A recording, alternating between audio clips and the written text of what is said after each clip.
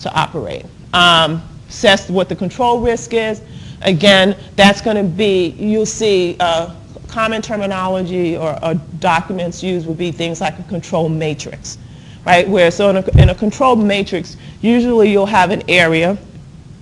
So let's say you're looking at the sales and collection cycle, and you're looking, so in the sales and collection cycle, you would look, the auditor would identify all of the steps in the sales and collection cycle: customer order, customer approval, credit approval, shipping, billing, collection. Identify those areas in the sales and collection cycle, identify those, the steps and that, the control steps in that cycle and who's performing those control steps, and look at, identify if there are any gaps in controls in that cycle, or are there any, you do, for example, looking at segregation of duties. Is there anything that would suggest that there is not a proper segregation of duties?